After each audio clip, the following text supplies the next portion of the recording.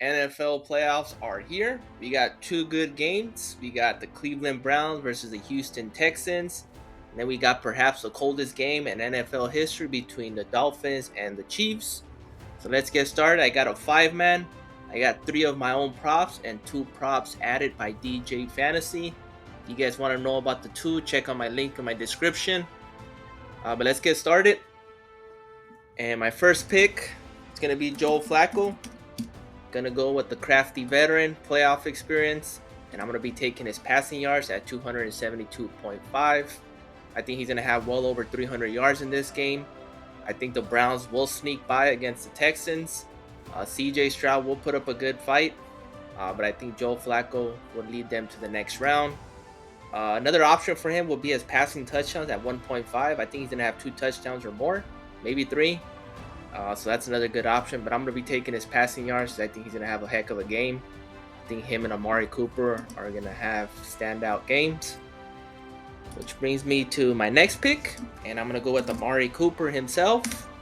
And I'm going to be taking his receiving yards at 76.5. I think he's going to have close to 100 yards, but I think he's going to go over his original line of 76.5. You can play it safe and take his 49.5 Goblin. Just know that the payout will be a little bit less. But I'm going to be taking his original line. You can't go wrong with his fantasy score as well. His receptions, I think this is going to be a push. Just for the fact that he doesn't get that many receptions. He usually gets a lot of yardage with less receptions. But he had 11 against Houston last time they played. So you can obviously take that. I still think he's going to go over though. But I like his receiving yards in this one. My third leg, I'm going to go with David Njoku. And for him, I'm going to be taking his fantasy score at 13. He might have a touchdown, which is going to surpass his fantasy score at 13. You want to look at his past 5. Last time he played against Houston, he had 16.5. He gets rushing and receiving yards, should I say. So I'm going to have him at 13. He is probably the secondary, if not the third primary weapon for Joe Flacco. So I'll be taking his fantasy score over.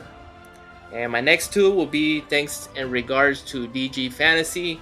Has these 2 props going over 53% to hit. So the first one I'll be taking will be Clyde EdwardsHelaire.